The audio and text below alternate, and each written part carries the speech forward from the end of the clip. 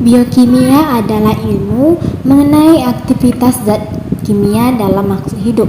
Sebagaimana yang kita tahu, semua zat di dunia ini disusun oleh atom termasuk makhluk hidup, seperti pohon, kupu-kupu, cacing, maupun hewan yang bersel satu.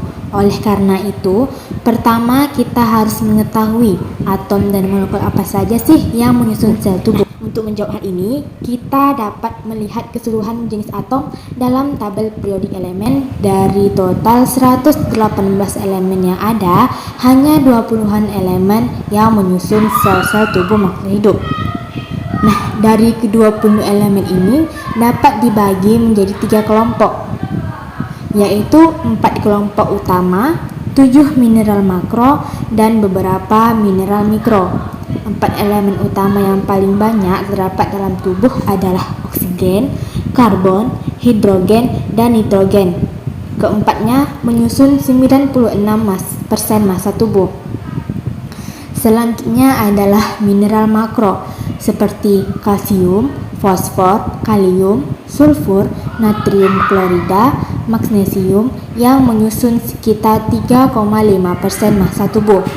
Dan kelompok yang terakhir adalah mineral mikro yang biasa juga disebut dengan trace elemen seperti zat besi, kromium, mangan, kobalt, tembaga, seng, selenium, fluorin, iodium, nikel, dan molybdenium yang totalnya hanya menyusun 0,5%. Jika kelompok ini didiagramkan dalam bentuk lingkaran, maka akan terlihat bahwa 4 elemen utama CHON menyusun hampir seluruh tubuh. Selanjutnya adalah mineral makro yang hanya Sementara ditemukan dalam trace ion elemen tubuh. terdapat jumlah yang amat kecil. Nah, jika elemen-elemen memiliki peran yang amat penting dalam kehidupan, maka elemen apa saja yang dianggap berbahaya bagi tubuh? Secara umum, ada 3 kelompok elemen yang dapat membahayakan kesehatan.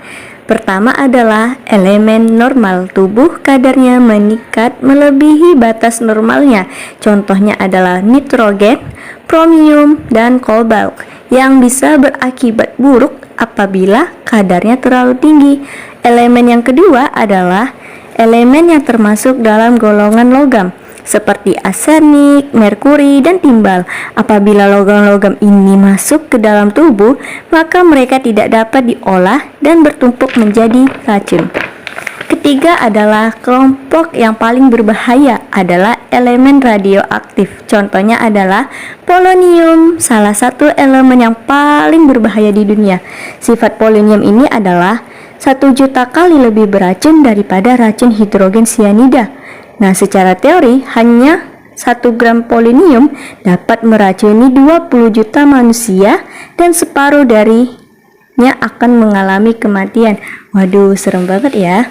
Di dalam tubuh, hampir semua atom tidak terdiri sendiri-sendiri. Mereka saling berikatan dan bergabung membentuk lebih besar yang disebut dengan molekul. Lalu, molekul apa saja sih yang menyusun tubuh makhluk hidup?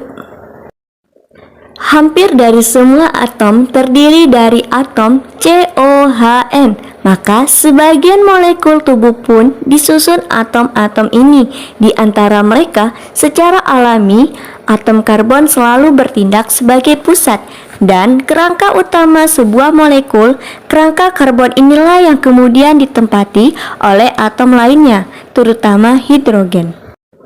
Suatu molekul yang memiliki struktur seperti ini disebut molekul organik atau molekul biologis yang dapat disingkat dengan biomolekul. Ada beberapa macam biomolekul dalam tubuh, namun secara umum mereka diklasifikasikan menjadi 4 kelompok besar, yaitu karbohidrat, lipid, protein, dan asam nukleat.